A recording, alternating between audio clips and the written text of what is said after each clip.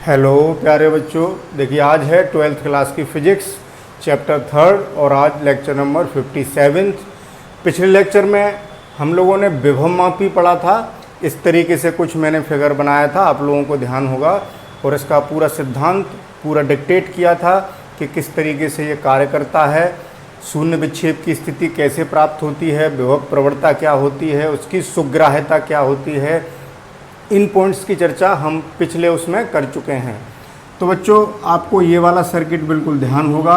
अब हम इसके उपयोग पढ़ेंगे कि इस विभवमापी की सहायता से हम क्या क्या करते हैं। देखिए, ये है बैटरी B और ये वायर AB और ये धारा नियंत्रक RH, इसको लिख देते हैं।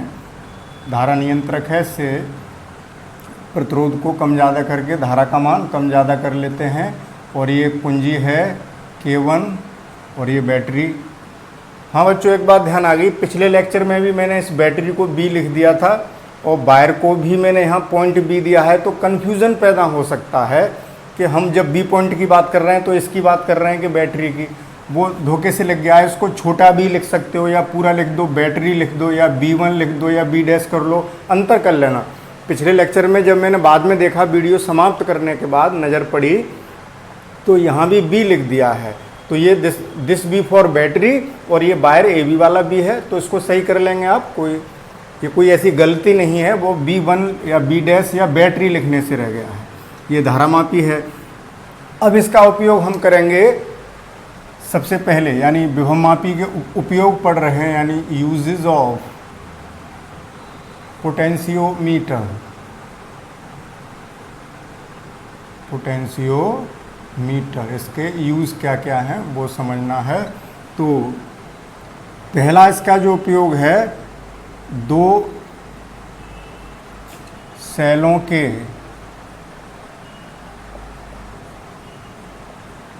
विद्युत वाहक बलों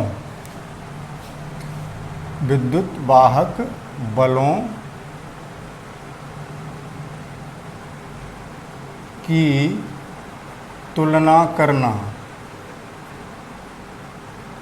तुलना करना। पहला एप्लीकेशन, पहला इसका उपयोग, पहला यूज़ ये पढ़ते हैं। पहला है ये, दो सेलों के EMF जो हैं उनको हम कंपेयर करना चाहते हैं। That is comparison of EMFs of two cell. दो प्राथमिक सेल लेंगे जिनका हम विद्युत वाहक बलों की तुलना करेंगे। तो किस तरीके से सर्किट बनाएंगे? अब सर्किट हमें थोड़ा मॉडिफाई करना होगा। ये मैंने अभी इसलिए बना रखा था कि आप पिछले इसके सिद्धांत को रिवाइज कर सकें, आपके ध्यान में आ जाए कि इस तरीके से हमने इसको समझाया था। अब हम क्या करेंगे भाई, अब दो सेल हमें जोड़ने हैं, क्योंकि हमें तुलना करनी है दो सेलों की। दो सेल हमें जोड़ने हैं, तो इस तरीके से जोड़ेंगे। देखें भाई, एक सेल हमने ये लिया E1, इसके धनसिरे को यहाँ पॉइंट A से कनेक्ट कर दिया। बात समझ रहे हैं? ऐसे ही एक दूसरा सेल लिया, उसके धनसिरे को भी इसी पॉइंट से कनेक्ट करेंगे, ये ध्यान रखना है। ये दूसरा सेल जिसका EMF कितना है, E2 है, प्लस माइनस टर्मिनल। अब इन दोनों सेलों के ऋण इलेक्ट्रोडों को एक द्विमार्गी कुंजी से जोड़ देंगे। टू वे की, कौन सी कुंजी? द्विमार्गी कुंजी। द्विमार्गी कुंजी मैंने पिछले लेक्चर में आपको दिखाई थी भाई। और इन द्विमार्गी कुंजी के बीच में एक कॉमन पॉइंट होता है, उससे हम धारामापी को जोड़ देंगे इस तरीके से। ये हमने धारामापी इसमें जोड़ दिया। और दूसरा सिरा किससे जोड़ देंगे? जॉकी से। अभी जॉकी मैं यहाँ दिखा नहीं रहा हूँ, जॉकी से टच कर देंगे और धारामापी में विक्षेप देखेंगे। तो समझ लें इसको, ये द्विमार्गी कुंजी है K2। यहाँ देखने में आपको थोड़ा ऐसा लग रहा है कि अलग अलग कुंजियाँ हैं, लेकिन ये एक ही कुंजी है जिसमें दो प्लग लगे होंगे। इधर का प्लग लगा देंगे तो ये सेल परपथ में हो जाएगा, तो इस प्लग को निकालना होगा। बात समझ रहे हैं? तो इस तरीके से हम परपथ को तैयार कर लेते हैं। ये ऊपर वाला परपथ तो प्राथमिक परपथ है ही, प्राइमरी सर्किट है, इसको पिछले लेक्चर में भी चर्चा कर चुके हैं। और ये हमारा द्वितीयक परपथ है, यानी ये मेन परपथ है हमारे एपरेटस का। वही बात मैं एक बार फिर बताऊंगा कि जब आप उपकरण देखते हैं तो ये तार एक न दिख के वहाँ कई फेरे होते हैं। तो भाई यहाँ तो हम उसका सर्किट डायग्राम बना रहे हैं, तो कोई दिक्कत वाली बात नहीं है। यही वायर ऐसे फोल्ड करके ऐसे करके आ जाएंगे, इसी वायर को हम मोड़ते हुए टर्न में भी ला सकते हैं। तो कुछ इस तरीके से सर्किट बनेगा। ये कुंजी K2 और धारामापी जुड़ गया। अब प्रयोग कैसे करेंगे? सबसे पहले इस कुंजी K1 को, K1 कुंजी का जो प्लग है वो इसमें लगा देंगे, जिससे कि इस सर्किट में धारा प्रवाहित होने लगेगी। और इसमें से यहाँ का प्लग निकाल देंगे और वो प्लग कहाँ लगाएंगे? पहले वाले सेल में। यानी अब ये सेल हमारा परपथ से बाहर हो गया, इससे कोई भी धारा प्रवाहित नहीं होगी इस वाले से। अब ये सर्किट में जुड़ा हुआ है, यानी इससे हमें अभी कोई लेना देना नहीं है, क्योंकि इसका प्लग बाहर निकला हुआ है। तो अब ये पिछले लेक्चर की तरह ही सर्किट हो गया। अब यानी एक सेल लगा है और धारामापी है, और पिछले लेक्चर की तरह ही हमें करना है कि इस जॉकी को यहाँ पर स्लाइड कराएंगे, मतलब जगह जगह टच कराएंगे और शून्य विक्षेप की स्थिति प्राप्त करेंगे। और शून्य विक्षेप की स्थिति जैसे ही प्राप्त हो जाएगी, उस लंबाई को हम नोट कर लेंगे। मान लीजिए कि जॉकी को यहाँ टच कराने पर, इस पॉइंट पर टच कराने पर धारामापी में विक्षेप शून्य हो जाता है। तो उस लंबाई को हम, यहाँ 1 मीटर पैमाना लगा होगा, जो कि हम पिछले लेक्चर में बता चुके हैं, और हमने इस उपकरण को भी दिखाया था जिसमें मीटर पैमाना लगा था। तो यहाँ से यहाँ तक की लंबाई मान लीजिए L1 है। L1 लंबाई पर विक्षेप आ गया शून्य, यानी यहाँ के सिरों का जो विभवांतर है वो विद्युत वाहक बल के बराबर हुआ, क्योंकि सेल से अब कोई धारा प्रवाहित नहीं हो रही। तो जब सेल से कोई धारा प्रवाहित नहीं होती है तो हमने बताया था कि उस समय जो टर्मिनल विभवांतर है वो विद्युत वाहक बल के बराबर होता है। तो यानी इस सेल का, और विभव प्रवणता कितनी है? इस पोटेंशियोमीटर की विभव प्रवणता है K, विभव प्रवणता K। तो देखें विक्षेप जो शून्य आया है वो कितनी लंबाई पर आया? L1 लंबाई पर। यानी इस समय जो AJ है, या AJ1 लिख देता हूं मैं, क्योंकि पहले सेल से हमने विक्षेप की स्थिति देखी है। तो AJ1 लंबाई वायर की कितनी है? L है। तो इस सेल का विद्युत वाहक बल E1 कितना हो गया? KL1। ये हम पीछे समझ चुके हैं। E बराबर, क्योंकि K क्या है? यूनिट लेंथ, एकांक लंबाई पर जो विभव पतन है, तो L लंबाई पर विभव पतन KL होगा। सिंपल सी बात है, ये हमने नोट कर लिया। अब ठीक इसी तरीके से वही कार्य करेंगे। भाई ये चीज़ सब पिछले लेक्चर में सीख चुके हैं आप। अगर अभी समझ में नहीं आ रही है तो पिछला लेक्चर जरूर देख लें, उसको रिवाइज कर लें, जिससे बहुत आसानी से समझ में आएगा। अब इस कुंजी को मैं यहाँ से निकाल दूंगा। यहाँ से कुंजी निकाल के इस वाले गैल्वेनोमीटर में लगा दी। बात समझ रहे हैं? वो सॉरी, इस की में, मतलब जिस दूसरे वाले प्लग में लगा दी उस कुंजी को, उसका जो प्लग है। तो अब ये वाला सेल बाहर हो गया सर्किट से, अब ये E2 सेल कार्य कर रहा है। अब फिर इस जॉकी को जगह जगह टच करा करके शून्य विक्षेप की स्थिति प्राप्त करेंगे। मान लीजिए वो स्थिति L2 पर आती है, तो अब वो दूसरे सेल के लिए विद्युत वाहक बल हो जाएगा E2 बराबर KL2। बहुत सिंपल सा एक्सपेरिमेंट है भाई। अब अगर डिवाइड कर दें तो E1 अपॉन E2 बराबर कितना आ गया? L1 upon L2। और L1 और L2 हमने अभी यहाँ पर मीटर पैमाने की सहायता से पढ़ ली थी। बात समझ रहे हैं? यानी पहली स्थिति में विक्षेप ये है, दूसरी स्थिति में मैं डॉट डॉट करके बना देता हूँ।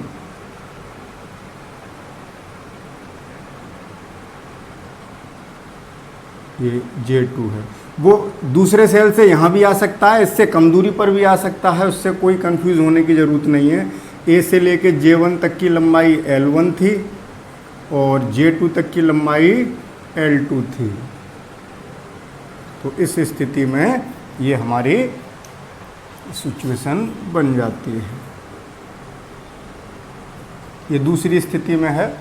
दो गैल्वेनोमीटर नहीं लगे हैं, पहले यहाँ लगाया था, अब यहाँ लगाया है। वो फिगर की स्थिति को समझाने के लिए मैंने यहाँ पर दूसरी स्थिति दिखाई है। तो देखिए कितना सिंपल है। अब यहाँ पर कुछ सावधानियाँ बरतनी होती हैं प्रयोग करते समय भाई, उन सावधानियों को समझ लें कि जितने भी सेल हैं उन सब के धन इलेक्ट्रोड एक ही स्थान पर जुड़े होने चाहिए। देखो इसका पॉजिटिव यहाँ जुड़ा है, इसका पॉजिटिव भी यहाँ जुड़ा है और इस बैटरी का पॉजिटिव भी यहाँ जुड़ा है। सीसा संचायक सेल, लेड एक्यूमुलेटर या बैटरी जो भी कहें। तो ये पोलरिटी का विशेष रूप से ध्यान रखना है। ये नहीं कि एक सेल का ऋण जोड़ दिया है, एक का प्लस जोड़ दिया है, बहुत दिक्कत हो जाएगी, शून्य विक्षेप की स्थिति नहीं मिलेगी। एक बात का और विशेष रूप से ध्यान रखना है कि इसमें जितने भी प्लग हैं, जितने भी कनेक्शन हैं, वो सब टाइट होने चाहिए। अगर कनेक्शन टाइट नहीं होंगे तो L1 L2 की स्थिति गड़बड़ाने लगेंगी। कभी पॉइंटर इधर हिल जाया करेगा, कभी उधर हिल जाया करेगा, शून्य विक्षेप की स्थिति प्राप्त करने में कठिनाई होगी। दूसरी वो अगली जो सावधानी हमें बरतनी है कि पहले हम यहाँ संट लगा लेते हैं, जो कि मीटर ब्रिज में भी बताया था कि ये जो गैल्वेनोमीटर है, जब हम शून्य विक्षेप की स्थिति प्राप्त करते हैं तो गैल्वेनोमीटर के समांतर क्रम में एक तांबे का तार या तांबे की पत्ती लगा देते हैं, जिसको हम संट कहते हैं। तो इससे विक्षेप, कम विक्षेप उत्पन्न होता है, जिससे इसके पॉइंटर के टूटने का खतरा कम हो जाता है और ज़्यादा धारा प्रवाहित होने पर इसकी कॉइल जल भी सकती है, तो ये डैमेज हो सकता है। इससे बचाने के लिए संट लगा लेते हैं। जैसे ही शून्य विक्षेप की स्थिति हमें मिल जाती है, फिर संट हटा करके शून्य विक्षेप की स्थिति आगे पीछे खिसका कर हल्के से यथार्थ शून्य विक्षेप की स्थिति, एग्जैक्ट शून्य विक्षेप की स्थिति प्राप्त कर लेते हैं। इस बात का विशेष रूप से ध्यान रखना है। एक सावधानी और, ऐसा ना हो कि इस प्राइमरी सर्किट का जो EMF है इस बैटरी का, इसमें से किसी एक सेल से कम हो गया, यानी इसका EMF कम हो गया किसी एक सेल से, तो शून्य विक्षेप की स्थिति हमें प्राप्त नहीं होगी। तो हमें इस बात की सावधानी रखनी है कि इस प्राइमरी सर्किट का जो पोटेंशियल है, मतलब इस बैटरी का जो EMF है, इनसे ज़्यादा हो, नहीं तो यहाँ पूरे वायर पर एक ही दिशा में विक्षेप मिलेगा। और प्रयोग करने से पहले एक सावधानी और बरतनी है कि जब भी प्रयोग करें, इस कुंजी को लगा करके, किसी एक सेल की कुंजी को लगा करके जॉकी का सिरा एक सिरे पे रखेंगे, जैसे ए सिरे पर, और गैल्वेनोमीटर में विक्षेप देखेंगे, मान लो ऐसे आया। फिर उस तार के दूसरे सिरे पर यानी बी सिरे पर जॉकी को रख के देखेंगे तो विक्षेप विपरीत दिशा में आना चाहिए, यानी एक सिरे पर रखने पर ऐसे और दूसरे सिरे पर रखने पर ऐसे, या पहले सिरे पर रखने पर ऐसे आ रहा है तो दूसरे सिरे पर ऐसे, यानी दोनों बार विपरीत दिशा में आए, तभी हमें इस वायर पर बीच में कहीं भी शून्य विक्षेप की स्थिति प्राप्त होगी।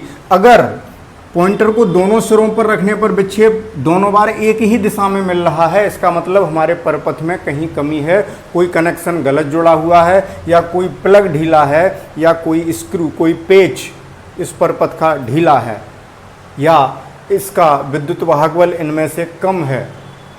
तो अगर ऐसा हो रहा है तो धारा नियंत्रक से प्रतिरोध का मान कम कर लेते हैं, जिससे कि हमें शून्य विक्षेप की स्थिति प्राप्त हो जाए। जैसे हमने सर्किट चेक किया और हमें ऐसा लगा कि सारे कनेक्शन सही हैं और कुंजी भी सभी टाइट हैं, लेकिन विक्षेप विपरीत दिशा में नहीं आ रहा, तो धारा नियंत्रक से प्रतिरोध को कम कर लेंगे।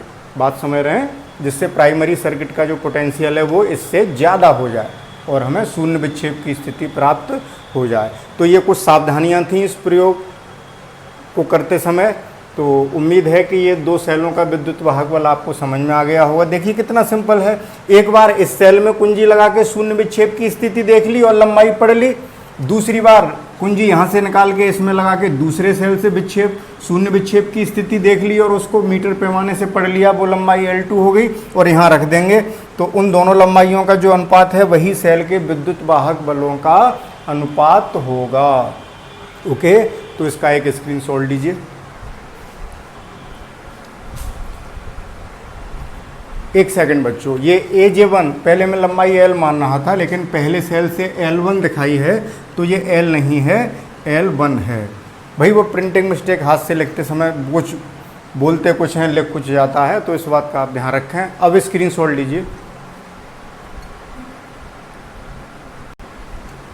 तो बच्चों अब चलते हैं दूसरे उपयोग पर, किसी सेल का आंतरिक प्रतिरोध ज्ञात करना। अब हम सेल का आंतरिक प्रतिरोध ज्ञात करेंगे। जो सेल हमें दिया गया होगा। तो उसके लिए परपथ कैसे तैयार करेंगे? तो देखिए प्राथमिक परपथ तो यही रहना है, इसमें तो कोई बदलाव है ही नहीं।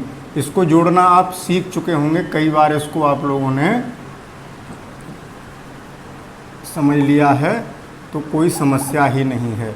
अब हम यहाँ का सर्किट बनाते हैं। जैसे मान लीजिए हमें एक सेल दिया है और हमें उस सेल का आंतरिक प्रतिरोध ज्ञात करना है। तो देखें किस तरीके से सर्किट को बनाएंगे।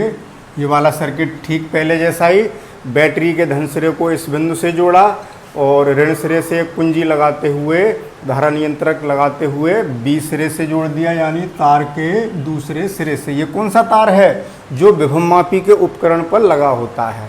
भाई जब विभवमापी का उपकरण देखेंगे तो ऐसे होगा, बिंदु ए यहाँ होगा, बिंदु बी यहाँ होगा। ये मैंने एक सीधा तार दिखाया है, कई बार मैं इस बात को बता चुका हूँ कि बच्चे कंफ्यूज हो सकते हैं। भाई ऐसे करके मोड़ दिया, बड़ा तार है इसलिए, बात समझ रहे हैं? तो इस वायर से थोड़ी कंफ्यूज होना है आपको, तो ये तो सर्किट है। हमें ये देखना है कि पॉइंट ए से क्या जोड़ा, पॉइंट बी से क्या जोड़ा। अब यहाँ इस फिगर को ऐसे भी बना सकते हो। कुछ बच्चे ये कह सकते हैं कि सर बुक में ऐसे बना है कि जैसे पॉजिटिव ए सिरे से जोड़ दिया, नेगेटिव, बात समझ रहे हैं। और ये धारा नियंत्रक, कुंजी और बी सिरे से ऐसे भी बना लेते हैं, बुक्स में ऐसे मिल जाएगा।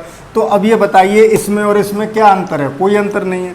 बस ये तार मैंने सीधा दिखा दिया, यहाँ उन्होंने बड़े की वजह से ऐसे फोल्ड करके दिखा दिए हैं। बात तो वही है। इस तार को मैं सीधा कर दूँ ऐसे करके और इस फिगर को ऐसे पलट दूँ तो बिल्कुल यही हो जाएगा। तो इसमें और इसमें नो डिफरेंस। तो कल को कमेंट बॉक्स में ये मत कह देना सर कि बुक में सर्किट और बना है, आप इस तरीके से बना रहे हो। तो ऐसा न करें भाई। सॉरी भाई, एक सेकेंड।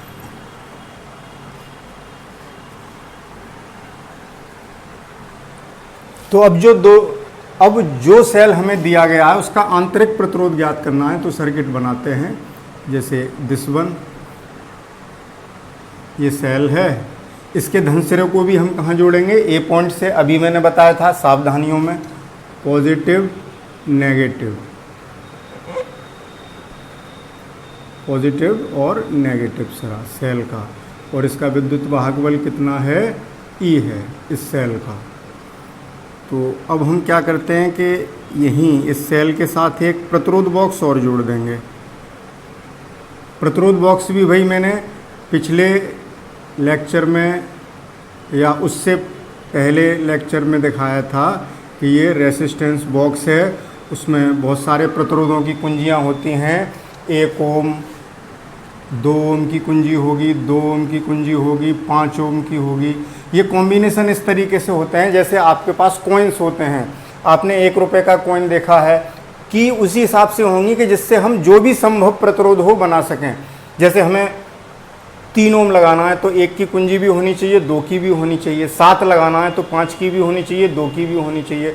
8 लगाना है तो 5 की निकाल दी, 2 की निकाल दी, 1 की निकाल दी, 8 लग गया। 9 लगाना है तो 5 की, 2 की, 2 की। ओके, तो इस तरीके से कुंजियाँ होती हैं जिससे हम कोई भी प्रतिरोध 1 ओम, 2 ओम, 3 ओम, 4 ओम, 5 ओम, जो चाहें 6 ओम सब लगा सकते हैं। तो ये रेसिस्टेंस बॉक्स है जिसको मैं RB लिख देता हूँ, प्रतिरोध बॉक्स RB। तो वो इस तरीके से यहाँ कनेक्ट कर दिया है इसके। और यहाँ इसके आगे हम एक कुंजी लगा देंगे। क्या लगा दी? कुंजी K2। और अब यहाँ वही काम, धारा मापी जोड़ेगा। धारा मापी और इसका दूसरा सिरा जॉकी से जुड़ेगा। वो अभी मैंने नहीं दिखाया है। शून्य विक्षेप की स्थिति देखेंगे। आगे क्या लगी होगी? जॉकी लगी होगी। अभी उसकी बात करेंगे। तो देखें इससे किस तरीके से प्रयोग करेंगे, अब देख लें। देखो भाई, कुंजी K2 न लगाएं तब भी काम चल जाएगा। इसमें एक इन्फिनिटी की कुंजी होती है अनंत प्रतिरोध की, उसको निकाल लें तो अनंत प्रतिरोध लग गया, यानी रेसिस्टेंस बॉक्स बाहर हो गया। और वैसे इससे आप वो भी काम कर सकते हैं। तो कुछ बच्चे कह सकते हैं सर अनंत की उसमें कुंजी क्यों लगी है? तो इसमें मैं इस कुंजी को न लगाऊं और मुझे इस एक्सपेरिमेंट को करना है, तो इसको हमें बाहर करना हो रेसिस्टेंस बॉक्स को परिपथ से, तो इस कुंजी को न निकाल करके मैं किसकी निकाल दूंगा? अनंत ओम वाली कुंजी निकाल दूंगा तो ये रेसिस्टेंस बॉक्स अनंत का प्रतिरोध लग गया। अनंत का प्रतिरोध गैप में लगता है, एयर का गैप आ गया वहाँ। तो इस तरीके से भी कर सकते थे। तो खैर कंफ्यूज मत होइए, प्रिंसिपल समझना है किस तरीके से इस प्रयोग को करेंगे। तो सबसे पहले क्या करते हैं हम, तो सबसे पहले तो अब हमने जो सर्किट बनाया है उसको चेक करते हैं सही है या गलत है। तो उसके लिए वही चेक करेंगे, एक बार यहाँ रख के देखेंगे और जॉकी को, और एक बार यहाँ विक्षेप कैसा आना चाहिए विपरीत दिशा में, जैसा कि मैंने अभी बताया था। ठीक है, तो उससे हमें ये पता लग जाएगा कि जैसे मैंने इस कुंजी को निकाल दिया, इस कुंजी को निकाल दिया, इस कुंजी को लगा दिया है, धारा बहने लगी, सेल से भी धारा जा रही है। ये तो सेल तो जुड़ा हुआ है ही, जॉकी को यहाँ टच कराया, यहाँ टच कराया, विक्षेप विपरीत दिशा में आ गए। इसका अर्थ क्या हुआ कि इस वायर पर कहीं ना कहीं शून्य विक्षेप की स्थिति हमें प्राप्त हो जाएगी।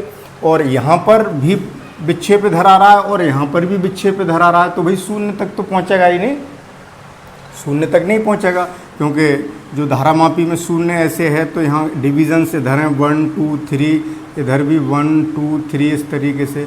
तो हर बार विक्षेप मतलब दोनों सिरों पर विक्षेप इधर ही आ रहा है, तो 0 तक तो बढ़ेगा ही नहीं। एक बार इधर आना चाहिए और एक बार इधर आना चाहिए, तब बीच में कहीं शून्य आएगा। ओके, तो ये बात समझ में आ गई होगी आप लोगों के। क्या हो रहा है, अब हम बात करेंगे कि इस प्रयोग को आगे कैसे बढ़ाएंगे। तो सबसे पहला काम हमारा क्या होगा कि इस कुंजी को निकाल दिया, यानी अब हमारा इसमें प्रतिरोध बॉक्स नहीं लगा है, एक तरीके से परपथ से बाहर हो गया। और इस जॉकी को इस वायर पर टच करा के देखेंगे। मान लीजिए यहाँ पर टच कराने से विक्षेप आ गया शून्य, मतलब पूरे वायर पर जगह जगह टच कराएंगे और शून्य विक्षेप की स्थिति जब प्राप्त करेंगे तब शंट लगा के ही करेंगे। ये बात हर बार नहीं बतानी है भाई। तो शंट लगा करके हमने यहाँ पर शून्य विक्षेप की स्थिति प्राप्त कर ली, फिर शंट हटा करके थोड़ा आगे पीछे इस पर खिसका के हम एग्जैक्ट स्थिति पता कर लेंगे शून्य विक्षेप की। और मान लीजिए उस समय ये लंबाई L1 है, ए से लेके जे तक की लंबाई कितनी है L1, लंबाई जो AJ है वो L1 है। तो इस समय रेसिस्टेंस बॉक्स तो बाहर है, इस समय जो यहाँ पोटेंशियल ड्रॉप होगा ए और जे के बीच का जो विभवांतर होगा सेल के विद्युत वाहक बल के बराबर होगा। और इतने तार की लंबाई L है, तो L लंबाई का पोटेंशियल ड्रॉप कितना हो गया K इंटू L। L1 है तो K इंटू L1, क्योंकि K है एकांक लंबाई का विभव पतन। तो E1 हमारा इस समय E बराबर कितना हो गया K L1, क्योंकि L1 लंबाई पर प्रतिरोध बॉक्स बाहर होने की स्थिति में, प्रतिरोध बॉक्स हमारा बाहर है भाई, कुंजी नहीं लगी है, कुंजी को हमने निकाल दिया है। तो इस समय का पोटेंशियल ड्रॉप किसके बराबर है, इस सेल के विद्युत वाहक बल के, क्योंकि सेल से कोई भी धारा प्रवाहित नहीं हो रही है। परिणामी धारा शून्य है, तभी तो विक्षेप शून्य है। और जब सेल खुले परपथ में हो गया तो अब देखें E बराबर KL1 आ गया। अब क्या करते हैं, हम इसमें कुंजी लगा देते हैं, यानी प्रतिरोध बॉक्स इसमें जोड़ दिया। और जितना चाहो आप इसमें प्रतिरोध लगा सकते हो। प्रतिरोध कैसे लगेगा, जैसे आपको 3 ओम लगाना है तो एक ओम की कुंजी बाहर कर देंगे निकाल के इस प्रतिरोध बॉक्स से, और एक 2 ओम की, तो 3 ओम प्रतिरोध लगा दिया। तो अब धारा इससे भी होकर के चलेगी, इस सेल के द्वारा ऐसे आएगी प्लस से माइनस की ओर, इस तरीके से इस परपथ में बहेगी, समझ रहे हैं। तो बहने लगेगी इधर भाई धारा, इस परपथ में यहाँ बहने लगी इस सेल से। तो अब इस पॉइंटर को फिर लगाएंगे दूसरी जगह, बात समझना भाई। इस जॉकी को, पॉइंटर बोल जाता हूँ मैं, बोलना क्या चाहिए, जॉकी, जैसे हमने प्रतिरोध लगा दिया है इसमें और कुंजी इसमें लगा दी है। अब हम इस जॉकी को इस वायर पर खिसका करके शून्य विक्षेप की स्थिति प्राप्त करेंगे। वो अब पहले से अलग स्थिति में आएगी। मान लीजिए वो आती है अब L2 लंबाई पर। ये कब है, जब प्रतिरोध बॉक्स जुड़ा है, प्रतिरोध बॉक्स परपथ में है।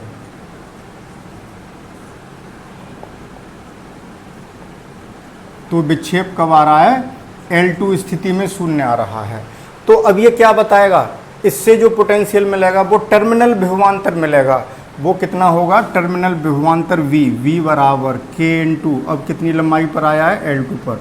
अब विद्युत वाहक बल नहीं मिलेगा, क्योंकि सेल से विद्युत धारा इस प्रतिरोध बॉक्स में भी पोटेंशियल ड्रॉप हो रहा है, तो इस समय टर्मिनल विभवांतर मिलेगा सेल का टर्मिनल विभवांतर आप इसी चैप्टर में पीछे पढ़ चुके हैं, तो टर्मिनल विभवांतर मिल गया।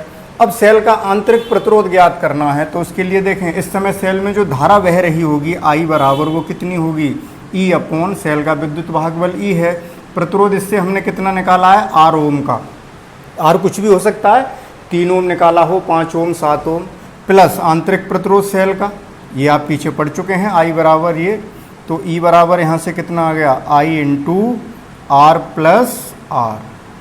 ये प्रयोग भाई अभी यहाँ तक समझ में आ गया है, मैंने यहाँ स्थितियाँ लिखी नहीं हैं, बात समझ रहे हैं कि नहीं। एक स्थिति ऐसे ये आई है, ऐसे ही इसमें प्रतिरोध लगा करके दूसरी स्थिति प्राप्त कर लेंगे, बात समझ रहे हैं, तो उससे टर्मिनल पोटेंशियल डिफरेंस मिला। ये हो गया E बराबर I R plus R, equation number 3। और ओम के नियम से देखें तो जो टर्मिनल विभवांतर होगा V बराबर I R होगा, ये भी आप लोग जानते हैं। डिवाइड कर दें इस इक्वेशन में इसका, तो क्या मिलेगा भाई, E अपॉन V बराबर I से I कट गया, R plus R upon R plus R upon R separate कर दें, तो E अपॉन V बराबर 1 प्लस R अपॉन R, तो R अपॉन R बराबर कितना मिला, R upon R, E upon V minus 1, तो R बराबर कितना मिला, R into E upon V minus 1। अब देखें E हमने ये निकाला था, V ये निकाला था, तो यहाँ कर देता हूँ मैं, समीकरण 1 में समीकरण 2 का भाग कर दें तो E अपॉन V कितना मिलेगा, K से K कट जाएगा, L1 अपॉन L2 ये मिलेगा। और L1 और L2 हमने प्रेक्षण ले लिए हैं, हमने मीटर पैमाने से ये लंबाइयाँ पढ़ ली थी कि कितनी दूरी पर L1 आया है और कितनी दूरी पर L2 का मान क्या है, वो हम पढ़ चुके हैं मीटर पैमाने से। तो ये वैल्यू मैं यहाँ पुट कर दूँ तो R बराबर कितना आ गया, R into L1 upon L2 minus 1।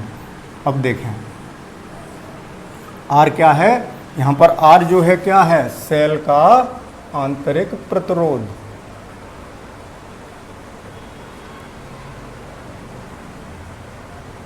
Internal resistance.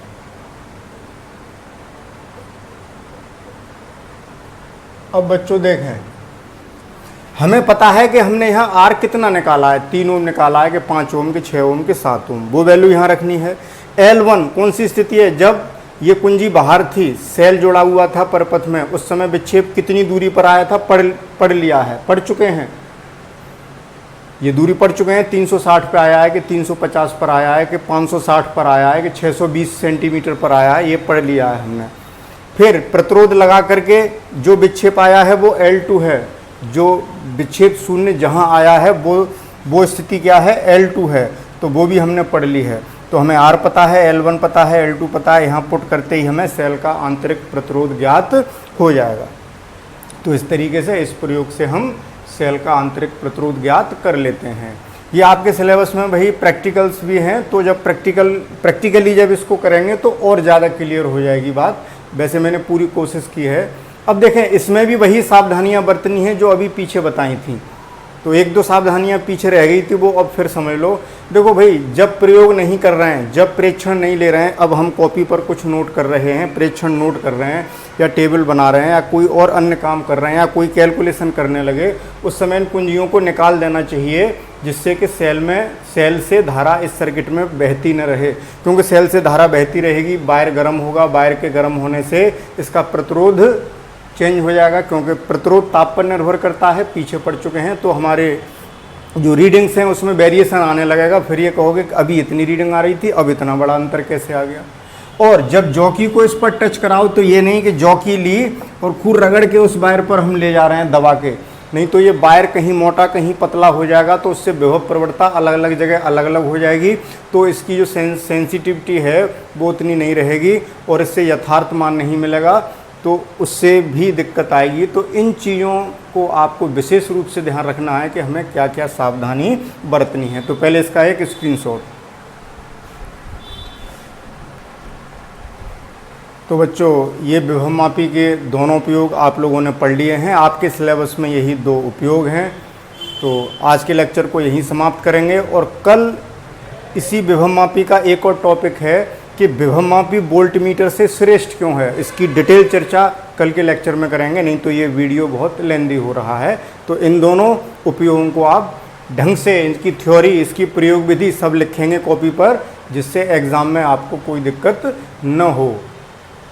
तो बच्चों कल क्या पढ़ना है कि वोल्टमीटर की तुलना में विभवमापी श्रेष्ठ क्यों है, पोटेंशियोमीटर श्रेष्ठ क्यों है किसकी तुलना में, वोल्टमीटर। क्योंकि वोल्टमीटर भी 2 बिंदुओं के बीच विभवांतर बताता है, ये भी 2 बिंदुओं के बीच विभवांतर बता रहा है, लेकिन दोनों में बेटर कौन है, बेस्ट कौन है, पोटेंशियोमीटर। क्यों है इसकी चर्चा कल के लेक्चर में। ओके, मिलते हैं कल इस टॉपिक के साथ।